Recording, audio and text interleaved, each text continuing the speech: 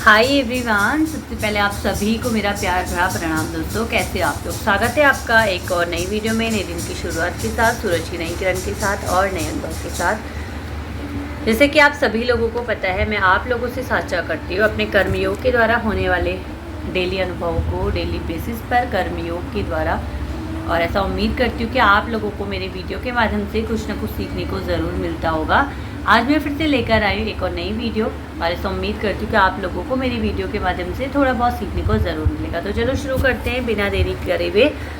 तो आज का मेरा लाइव एक्सपीरियंस कुछ इस प्रकार से था। जब मैं फेसबुक चला रही थी तो आज एक तो जो घटना सामने आई है हमारे कश्मीर घाटी से, जहाँ पे बहुत ज़्यादा पर्यटक जो है घूमने गए थे और उनके साथ इतना बेरहमी से जो सलूक हुआ है, हमारे हिंदू के प्रति जो सलूक हुआ है वो बहुत ज़्यादा क्रूरता का है। और ऐसे लोगों को शायद ही भगवान कभी माफ़ कर पाएगा, है ना। तो उसी समय जब मैं फेसबुक स्क्रॉल कर रही थी तो मैंने एक चीज़ पढ़ी, मैं वो आप लोगों से साझा ज़रूर करूँगी और उस चीज़ को हम अपनी लाइफ से कनेक्ट करेंगे। आजकल पुरुषों और स्त्रियों के साथ, सबके साथ ये होता है। तो एक पेज था, उसमें एक पोस्ट डाली हुई थी जिसमें लिखा हुआ था, ज़रूरी नहीं है कि वनवास करने के लिए जंगलों और कुटियों में ही रहना पड़े। ज़रूरी नहीं है कि वनवास करने के लिए कुटियों और जंगलों में ही रहने पड़े। राम ने तो 14 वर्ष जंगल में वनवास जरूर लिया था, लेकिन वहाँ पर भी प्रेम था। लेकिन आजकल का जो वनवास हो रहा है वो घरों में हो रहा है। कैसे 14 वर्ष का जो वनवास था आज वो वास्तव में घरों में हो रहा है। कैसे, उस चीज़ को जानेंगे। वनवास न सिर्फ जंगलों में से रहने से होता है दोस्तों, बल्कि आज जिस प्रकार हमारा रहन सहन खान पीन हो गया, उस प्रकार से हम लोगों का वनवास घर में भी हो जाता है। उस चीज़ पर आज थोड़ा सा चर्चा करेंगे। सबसे पहले मैं बात करना चाहूँगी महिलाओं के बारे में। अब मैं भी खुद एक महिला हूँ, तो महिलाओं को प्रायोरिटी देना मेरा सर्वप्रथम जो है कारण है। उसके बाद पुरुषों पे बात करेंगे, बच्चों पे बात करेंगे। तो जैसे कि हम सभी लोगों की लाइफ जो है बहुत ज़्यादा व्यस्तता से होती है, और इतना व्यस्त आजकल हम हो गए हैं कि एक दूसरे से बहुत ज़्यादा लड़ते हैं। मैं पर्सनली अपना अनुभव साझा करूं तो हर हस्बैंड वाइफ में दिन के एक बार ज़रूर लड़ाई होती है। और लड़ाई होने के बाद कई बार ये होता है ना कि हस्बैंड लोग अपनी वाइफ को बहुत ज़्यादा ताना सुना देते हैं कि मैं पैसे कमा रहा हूँ, तुम क्या कर रही हो, घर का ही तो काम कर रही हो, बर्तन ही तो धो रही हो, खाने ही तो बना रही हो। और साथ ही साथ कभी कभी ये भी बोल देते कि जा निकल जा मेरे घर से, ये मेरा घर है।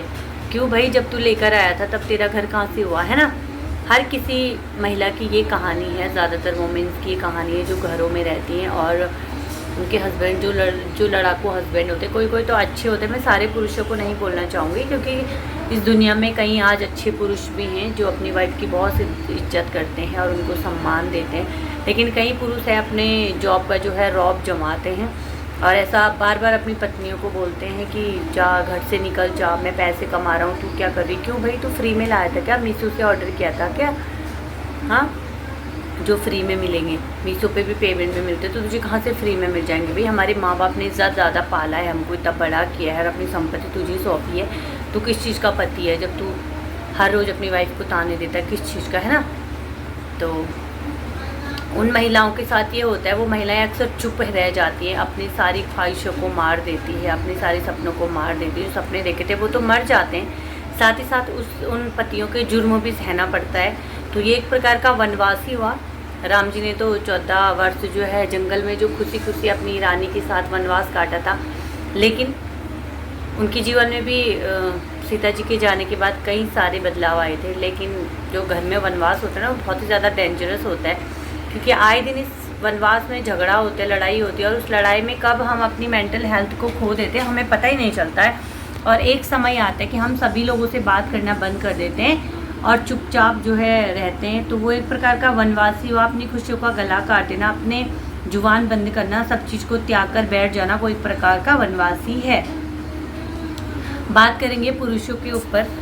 तो पुरुषों कई प्रकार जो है, कई ज़्यादा वुमेन्स जो है इसी प्रकार का जो है टोंट वगैरह पुरुषों को देते हैं। और कई पुरुष तो ऐसे होते हैं कि बहुत ज़्यादा झगड़ालू वगैरह होते हैं। लेकिन कई बार क्या होता है कि कई बार क्या होता है कि स्त्रियां जो है तेज होती है और पुरुषों पर हावी हो जाती है। जिस प्रकार पुरुष हमेशा चुप रहता है और सहता जाता है। अभी जैसे कि हमने एक केस देखा था मुस्कान और सौरभ का, तो इस प्रकार की महिलाएं भी जो है अपने पति को वनवास में धकेल देती हैं। सीता जी ने तो बहुत ज़्यादा साथ दिया था अपने पति का, राम जी का वनवास के समय में उनके साथ गई थी उनकी सेवा के लिए। लेकिन ये कलयुग है, इस कलयुग में कोई भी पति या पत्नी एक दूसरे की सेवा नहीं करना चाहते, बल्कि हर कोई अपने बारे में सोचता है।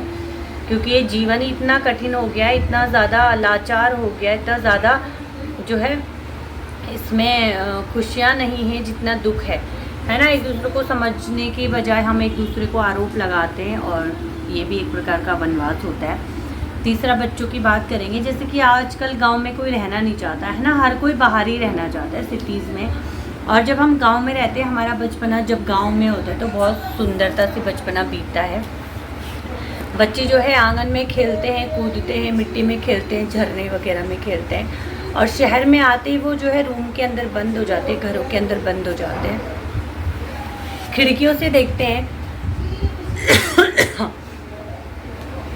अगर कोई बच्चा बाहर खेल रहा होता है तो कोई जैसे बच्चा नीचे खेल रहा हो और हम रह रहे ऊपर के फ्लोर में और हमारी विंडोज़ है एकदम, तुम लोग जो है उसको अनुभव करना।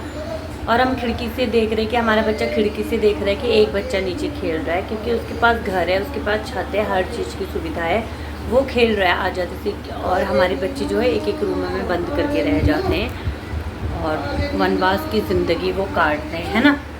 एक छोटी सी कहानी भी है इस बात पर। एक बार क्या हुआ कि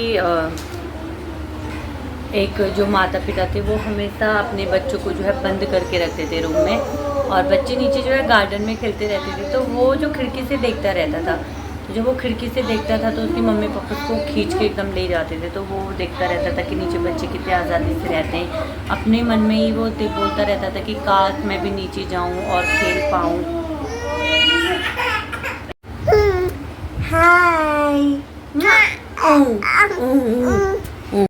और अपने दिमाग में ना वो बनाता रहता था कि काश मैं भी नीचे जा पाऊँ, खेल पाऊँ। तो इस प्रकार से उसका जो है पूरा विकास रुक गया। और हाँ, बनाए तो ये है गाइस वनवास, जो कि आजकल हर किसी की ज़िंदगी में है। बस आज के लिए इतना ही। मेरी बेबी उठ गया है और ये देखो रो रहा है। हाय कहती चप्पू, हाय हाय।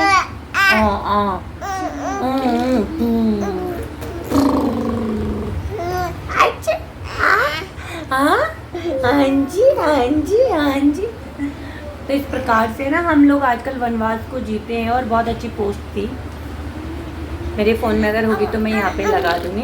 तो मैं ऐसा उम्मीद करती हूँ कि आज के वीडियो के माध्यम से आपको कुछ ना कुछ सीखने को ज़रूर मिलेगा। थोड़ा सा भी अगर सीखने को मिलता है तो लाइक शेयर और सब्सक्राइब ज़रूर करना। मैं जो है बहुत मेहनत करती हूँ वीडियो बनाने के लिए। ये देखो इनके साथ मैं वीडियो बनाती हूँ। तो मैं मिलूँगी कल आपसे एक और नई वीडियो के साथ, है ना। बाय बाय कर दो, बाय बाय।